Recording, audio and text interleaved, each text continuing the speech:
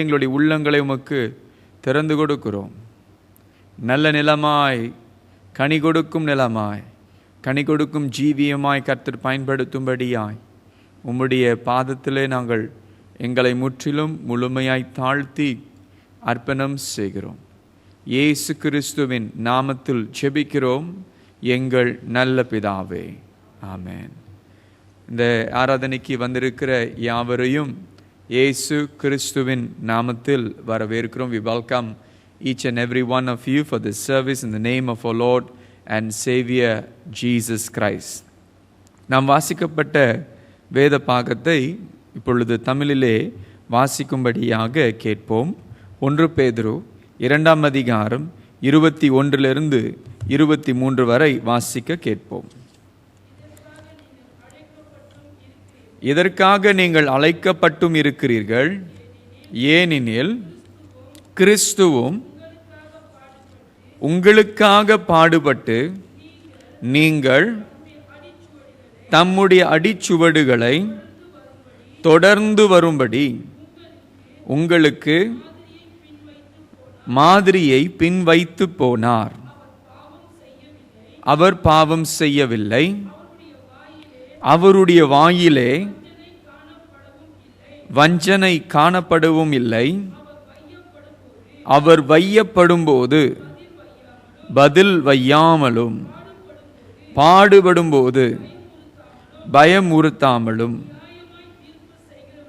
நியாயமாய் தீர்ப்பு செய்கிறவருக்கு தம்மை ஒப்புவித்தார் என்று வேதம் நமக்கு சொல்லுகிறது. இது கர்த்தருடைய வசனம். கர்த்தருக்கே ஸ்தோத்திரம் உண்டாவதாக. நேற்றைய தினத்தில் நாம் இயேசுவின் பாதச்சுவடுகளை பின்பற்ற வேண்டும் என்று நாம் கவனித்தோம். We looked at following the footsteps of Jesus, and particularly the footsteps that may lead us into footsteps of suffering. பாடுகள், வேதனைகளை கடந்து செல்லக்கூடிய அந்த பாதைகளிலும் நாம் இயேசுவை பின்பற்றக்கூடியவர்களாக இருக்க வேண்டும். ஏனென்றால் அவர் அவ்வழியாய் நடந்து சென்றார், நமக்காக நடந்து சென்றார். The reason that we are to walk in the footsteps of suffering is because Jesus suffered, and he suffered for us because of our sins, because of our transgressions. நம்முடைய மீறுதல்களின் நிமித்தம், நம்முடைய பாவங்களின் நிமித்தம் அவர் பாடு அனுபவித்தார். அதனாலே கிறிஸ்துவுக்குள் தேவபக்தியாய் வாழ விரும்புகிற ஒவ்வொருவரும் துன்பப்படுவார்கள் என்ற வசனத்திற்கு ஏற்ற விதமாய் துன்பம் வரும் பொழுதும் அவரை பின்பற்றுகிற ஒரு தீர்மானத்தோடு, ஒரு வைராக்கியத்தோடு அவரை பின்பற்ற வேண்டும். So with that passion and desire in our hearts, we are resolute in following Jesus whatever comes, whatever challenges, whatever difficulties that we may face. We are still firm in following this Jesus who has called us to follow in his footsteps. So follow Jesus even in suffering. That's what we heard yesterday and on Sunday. நேற்று தினத்திலும் ஞாயிற்றுக்கிழமையும் அதை தான் நாம் கவனித்தோம். இன்றைக்கு நாம் 3வது பாகமாய் கவனிக்கக்கூடிய ஒரு காரியத்தைக்குள்ளாய் நாம் வருகிறோம். Today we are going to look at the third part. If you have your notes, you can have it, receive a copy from the welcome table as you go out later, or you can grab your copies now. But just let me begin with this common perception. ஒரு குறிப்பிட்ட ஒரு விதமான ஒரு பார்வை கவனத்தை குறித்து நாம் சொல்லும்படியாக இருக்கிறேன். The world tends to identify a religious persons in religious garments to be a holy man. இந்த உலகமானது பரிசுத்தவான்கள் என்று எப்படிப்பட்ட நபர்களை குறிக்கிறதென்றால், பரிசுத்தமான, அதாவது எப்படி சொல்லுவீங்க, ரிலிஜியஸ் கார்மெண்ட்ஸ், மத சம்பந்தமான உடைகளை உடுத்தி கொண்டு அவர்கள் பிரயாணம் செய்யும் பொழுது, ஒருவேளை நான் எப்படி போட்டு கேர்மனியில் போய் உட்காந்துருந்தேன்னா எல்லாரும் பார்க்குறோம் ரொம்ப பரிசுத்தவான் வந்து உட்காந்துருக்கிறார் அப்படின்னு நினைப்போம். If I were probably to dress like this and to go to Kermani Curry House and seated there, everyone will probably think, oh, this is a very holy man, religious man. And different religions, they have their different dress code which shows religiosity, and we usually tend to call them holy men or holy women. இப்படிப்பட்ட உடைகள் அநேக மதங்களிலே வித்தியாசமான உடைகள், அவர்கள் மதத்திற்கு சம்பந்தமான உடைகள் உண்டு. அப்படி போடுகிறவர்களை நாம் என்னன்னு சொல்லுவோம்? பரிசுத்தவான்கள். பரிசுத்தவான்கள் அது பெண்களுக்கு பரிசுத்த என்ன சொல்லுவீங்க? வாதின்னு சொல்லுவோமா? சொல்லலாமா? அவ உடைகளை பார்த்து வெளி தோற்றத்தை பார்த்து பரிசுத்தத்தை கணிக்கிறோம். We tend to, or the world tends to, evaluate holiness on the outer experience. That was also similar in the time of Jesus. இயேசுவின் காலத்திலும் அப்படியே தான் இருந்தார்கள். பரிசேயர்கள் அவர்களுடைய உடைகளை பார்த்து அவர்களுடைய வெளி தோற்றங்களை பார்த்து எவ்வளோ நீட்டான தாடி இருந்தால் அவ்வளோ பரிசுத்தம்னு பார்ப்பார்கள். The longer the beard, the more holier the person is. Probably that's how they saw. The outer appearance gave them an impression of holiness. And that is how we sometimes tend to understand that. But that is not how the Bible identifies or explains holiness. வேதத்தில் வாசிக்கும் பொழுது கவனிக்கும் பொழுது பரிசுத்தத்தை எப்படி அளவு கொள்வது என்று பார்க்கும் பொழுது அவ்வண்ணமாய் நம் அளவு கொள்ளக்கூடாது என்று தெளிவாய் போடப்பட்டிருக்கிறது.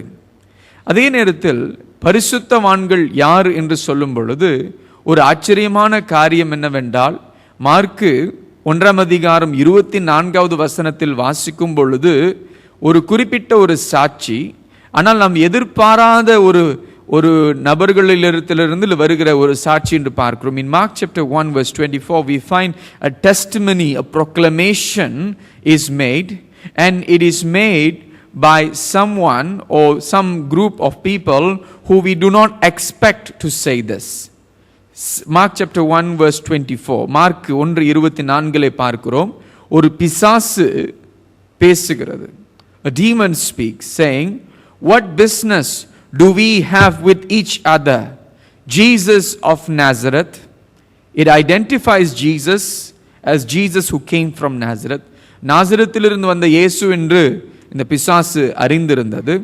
And he says, "Have you come to destroy us? I know who you are." வாசிங்கள் தமிழிலே. நசரனாகிய இயேசுவே, எங்களுக்கும் உமக்கும் என்ன? எங்களை கெடுக்கவா வந்தீர்? உம்மை இன்னார் என்று அறிவேன். நீர் யார் என்றால், who are you? I know who you are.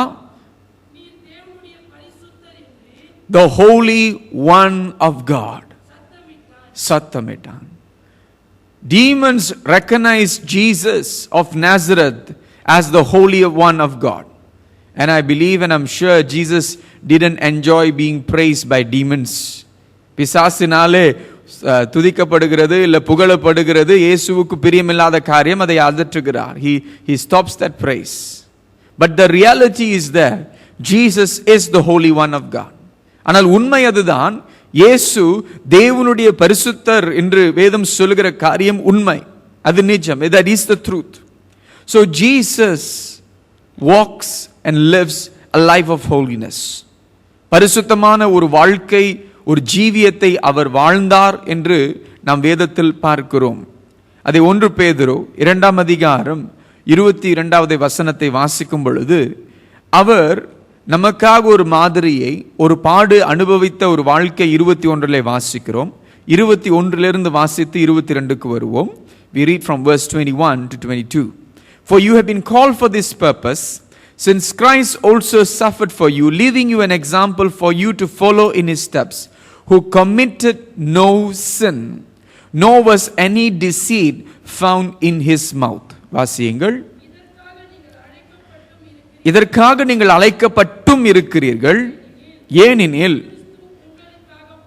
கிறிஸ்து உங்களுக்காக பாடுபட்டு நீங்கள் தம்முடைய அடிச்சுவடுகளை தொடர்ந்து வரும்படி ஒரு மாதிரியை பின் வைத்து போனார். என்ன மாதிரி? What is that example that he left behind? வாசியுங்கள். அவர் பாவம் செய்யவில்லை, அவருடைய வாயிலே வஞ்சனை காணப்படவும் இல்லை. What is the example that he set for us? A life of suffering, a life of holiness. பாடுகளின் வாழ்க்கையிலே பரிசுத்தமான ஒரு வாழ்க்கையும் அவர் வாழ்ந்தார் என்று பார்க்கிறோம். He committed no sin.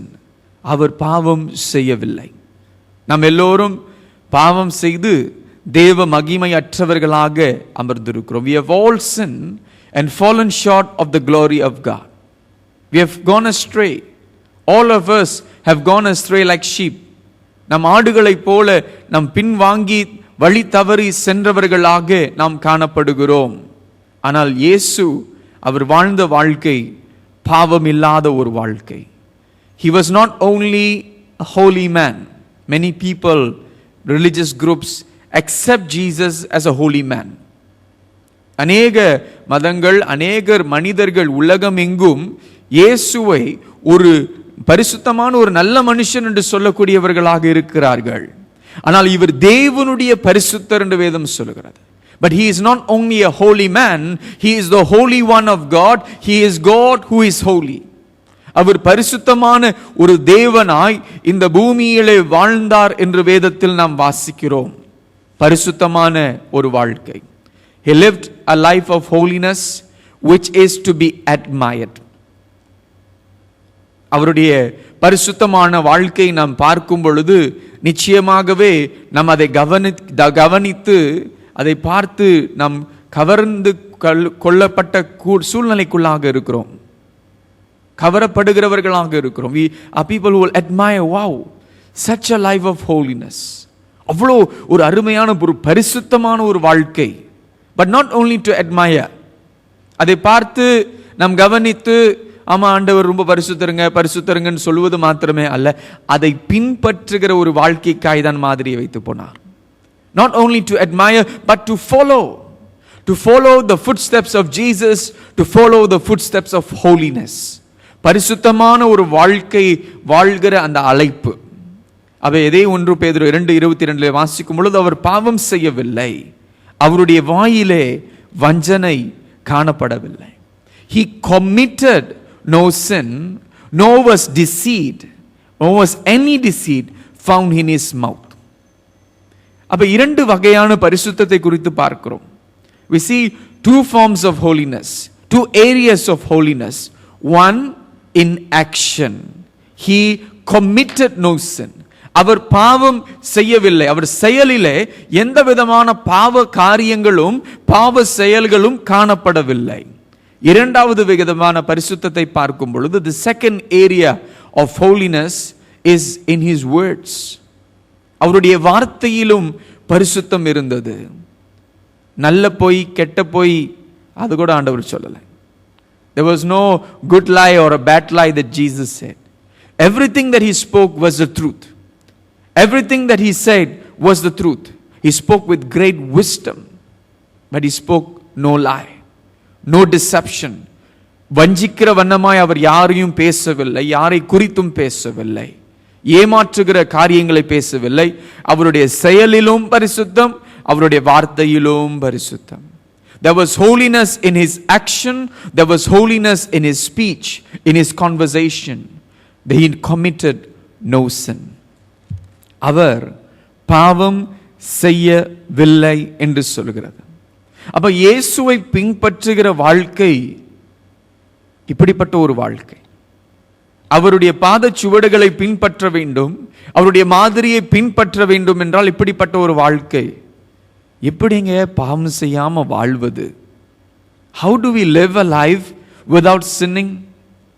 குறைந்தபட்சம் சிந்தையிலாவது பாவம் செஞ்சிடும்.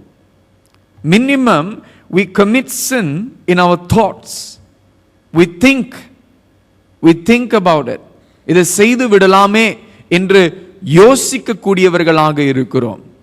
அதற்கு மீறி செய்து விடுகிறோம், இல்லை பேசி விடுகிறோம். Or beyond that, beyond the thought, what comes out is action of sin. It may be anger. We may act out of anger or speak out of anger. ஒருவேளை கோபத்தின் மூலமாய், கோபத்தினாலே நாம் செயல்பட்டிருக்கலாம், இல்லை கோபத்தினால் நாம் வார்த்தைகளை சொல்லியிருக்கலாம், பாவம் செய்து விடுகிறோம். We commit sin against the Lord.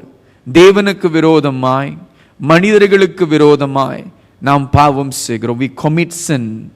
But Jesus calls us to follow in his footsteps, in the footsteps of holiness. இயேசுவை பின்பற்றுகிற ஒரு வாழ்க்கை என்று சொல்லும் பொழுது பரிசுத்தமான ஒரு வாழ்க்கை வாழும்படியாய் கர்த்தர் நம்மை அழைக்கிறார். Can we see that footsteps of holiness? Can we follow him? Can we follow him all the time? ஒவ்வொரு நேரமும் அவரை பின்பற்றக்கூடியவர்களாக நாம் இருக்க முடியுமா? ஏனென்றால் பரிசுத்தமான வாழ்க்கை எல்லா காரியமும் சமாதானமாய் சுமூகமாய் இருக்கும் பொழுது வாழக்கூடும். We can possibly live a very holy life when everything is calm and smooth. அது ரொம்ப எங்க நடக்கும் தெரியுங்களா? சர்ச்சில் அப்படியே மாறிடும். சர்ச்சுக்குள்ள வந்த உடனே அந்த பரிசுத்தமான ஒரு ஆடையை உடுத்தி கொண்டு வருகிறதை போல நாம் அப்படியே பரிசுத்தமாய் மாறிவிடுவோம். We automatically, it seems like there's some kind of transition or transformation that takes place, that as we walk into the church we have a very holy appearance, a very godly appearance, a very righteous appearance. ஒருத்தரவங்க பார்க்கும் பொழுது praise the Lord brother, எப்படி இருக்கீங்க, நம்முடைய வார்த்தைகளை கேட்கும் பொழுது நமக்கே ஆச்சரியமா இருக்கும், எப்படிடா நம்மளாம் இப்படி பேசுறோம் அப்படி. Sometimes we ourselves may get surprised, how come I am able to speak with such grace? அதே யாரும் காணாத நேரத்திலோ இல்லை நம்முடைய வேலை செய்கிற இடங்களிலோ இல்லை படிக்கிற இடங்களிலோ இல்லை நம்முடைய சொந்த குடும்பத்தின் வீட்டிலோ நம்முடைய சுவாபம், குணம், எண்ணம், வார்த்தை வேறுபட்டு இருக்கும். Our life may be quite different in our workplace, in our homes, in our schools. When we go out, it's different. But one of the more important situations where the true character really comes is when we go through suffering, temptation and testing. பாடுகள், துன்பம், கஷ்டத்தை கடந்து செல்லும் பொழுது அங்கேதான் நம்முடைய உண்மையான சுவாபம் வெளிவரும். And that's what happened in verse 23, the first part.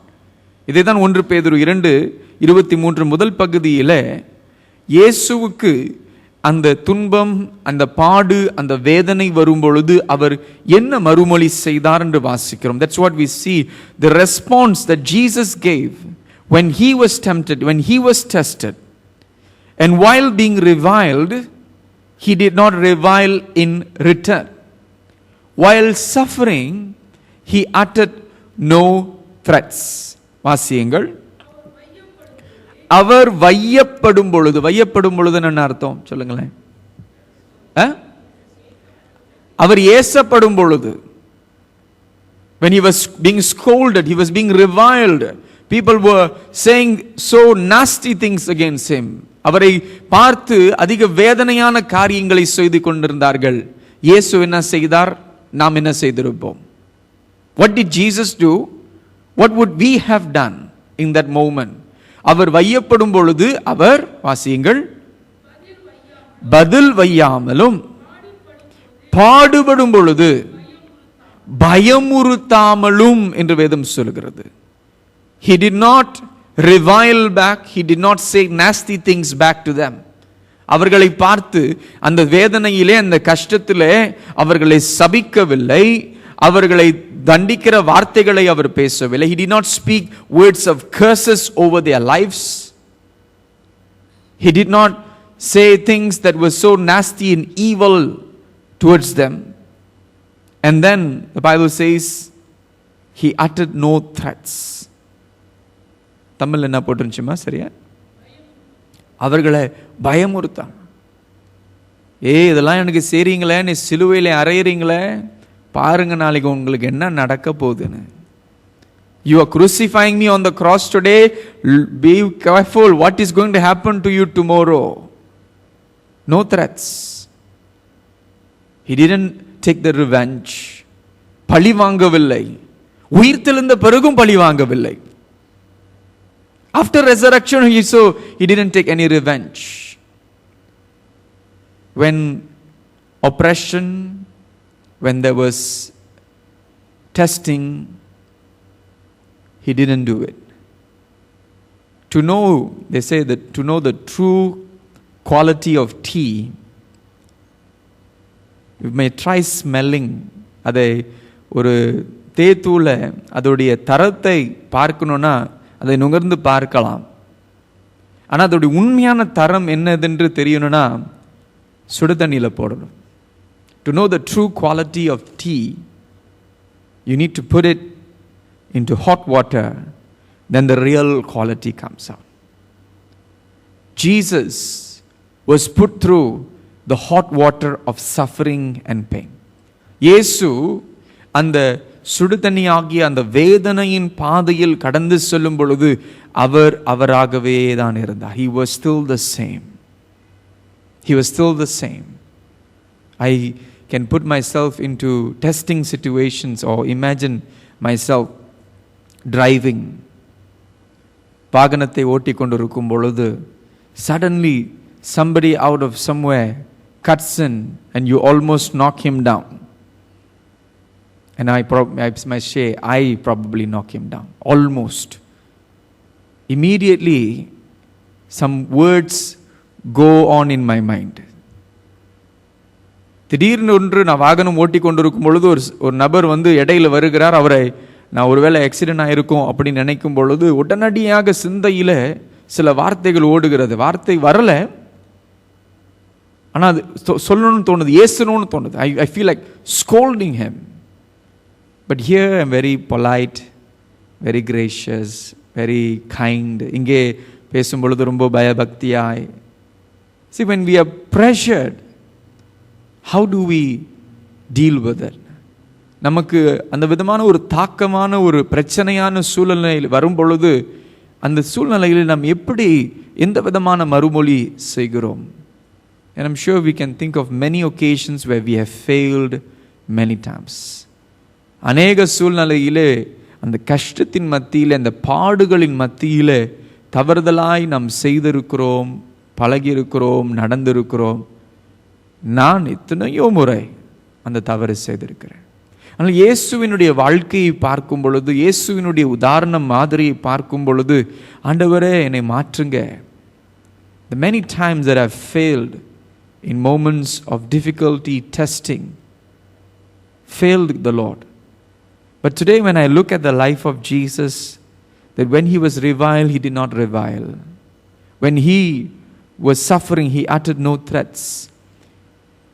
I am just encouraged to pray and say, Lord Jesus, help me to walk this life like you. Our true character is revealed in times of testing. But we have a Master, a Lord who is holy. ஆனால் நமக்கு சிறந்த ஒரு உதாரணம் உண்டு, சிறந்த ஒரு மாதிரி உண்டு. பாவம் செய்யாத நம் கர்த்தர் நமக்கு உண்டு.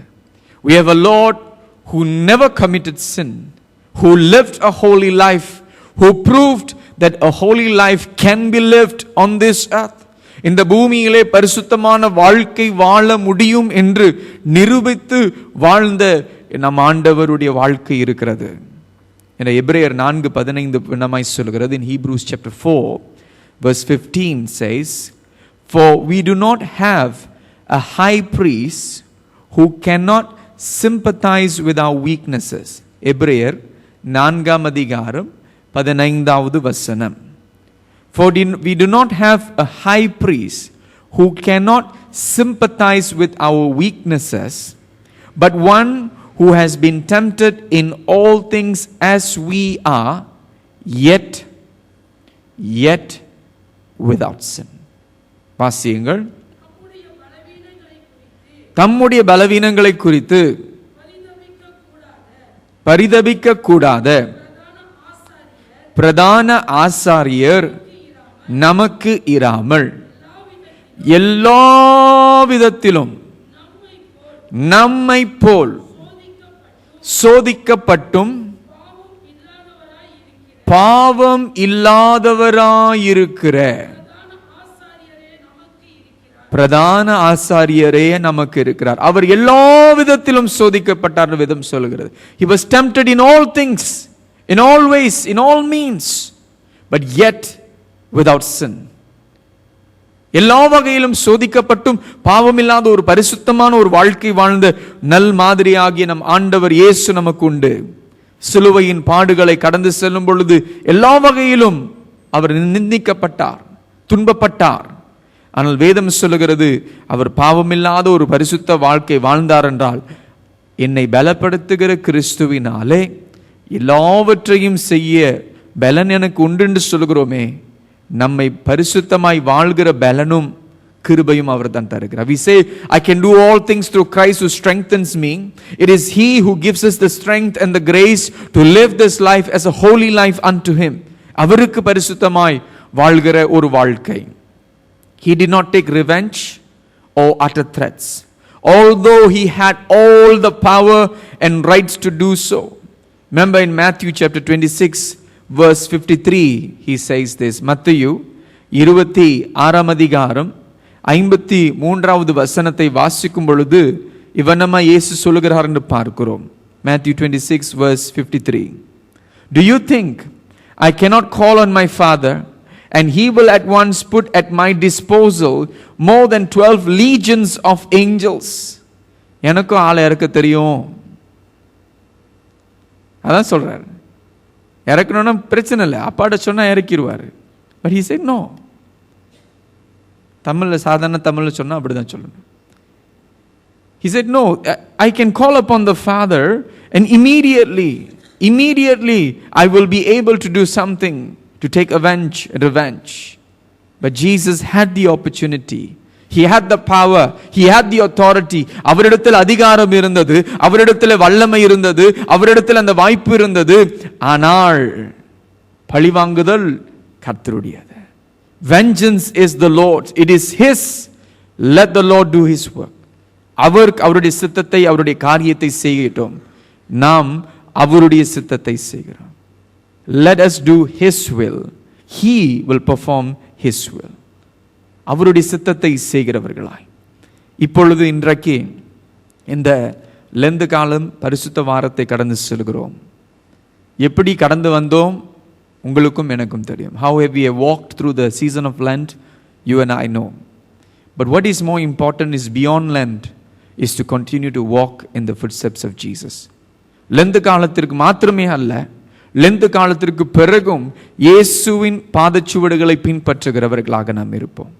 பாடு வந்தாலும் பின்பற்றுவோம், பரிசுத்தமாய் வாழ நாம் வாஞ்சையோடு பின்பற்றுவோம். Even in suffering we will follow Jesus and we will live with the desire and the passion to live a life of holiness unto our Lord Jesus glory. அவருக்கு மகிமை உண்டாக நாம் அவனமாய் வாழுவோம், பிரயாசிப்போம், கடந்து செல்வோம். நாம் அப்படி எழுந்து நின்றவனமாய் ஜெபிப்போம். Let's stand as we pray today.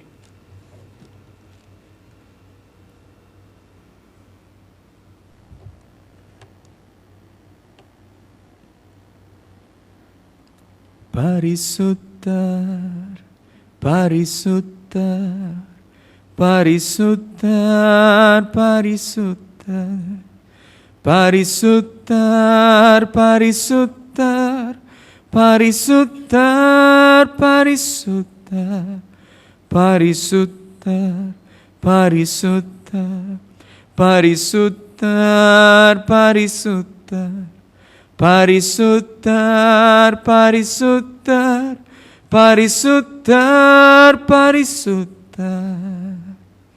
பரிசுத்தமாகிய பரிசுத்தராகிய எங்கள் ஆண்டவராகிய இயேசுவே, நான் பரிசுத்தராய் இருக்கிறது போல நீங்களும் பரிசுத்தராய் இருங்கள் என்று சொன்ன எங்கள் தேவாதி தேவனே, பரிசுத்தமாய் இருங்கள் என்று சொல்லுவது மாத்திரமே அல்ல, எல்லா விதத்திலும் துன்பப்பட்டு வேதனைப்பட்டு சோதிக்கப்பட்டும் பாவம் இல்லாதவராய், பாவம் செய்யாதவராய், பாவம் பேசாதவராய் நீர் ஜீவித்து வாழ்ந்த அந்த வாழ்க்கையின் மாதிரியை நாங்கள் காண்கிறோம் ஆண்டவரே.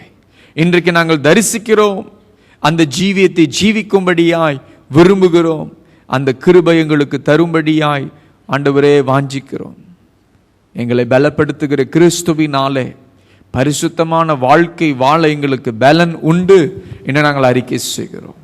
We confess today, Lord, that we can live holy lives through Christ who gives us the strength, who strengthens us today. Come, Holy Spirit. You are the Holy Spirit. Lord, Holy Spirit, give us a life of holiness. பரிசுத்த ஆவியானவரே, பரிசுத்த ஜீவியத்தை எங்களுக்கு தருவீர் என்று ஜெபிக்கிறோம். எங்கள் சிந்தை, எங்கள் பார்வை, எங்கள் செவி, எங்கள் வார்த்தை, எங்களுடைய கரங்களின் செயல், எங்கள் வாழ்க்கையின் நடத்தை எல்லாம், எங்களுடைய இருதயத்தின் உள்ளத்தின் யோசனைகள், நினைவுகள் எல்லாம், திட்டங்கள் எல்லாம் பரிசுத்தமாக்கப்படுவதாக. இயேசு கிறிஸ்துவின் ரத்தம் சகல பாவத்தை மன்னித்து சகல அநீதியிலிருந்து எங்களை சுத்திகரிக்கிற ரத்தம் எங்கள் மேல் இப்பொழுது ஊற்றப்படுவதாக. பாவ கட்டுகளில் வாழ்ந்து கொண்டிருக்கிறவர்களுக்கு இந்நாளில் விடுதலை உண்டாவதாக. வையப்படும் பொழுது வையாமலும், ஆண்டவரே நீர் அப்படியாய் மிரட்டாமலும் வாழ்ந்த அந்த வாழ்க்கைக்காய் ஸ்தோத்திரிக்கிறோம். பழி வாங்காமலும் நீர் வாழ்ந்த ஜீவித்த அந்த வாழ்க்கைக்காய் ஸ்தோத்திரிக்கிறோம்.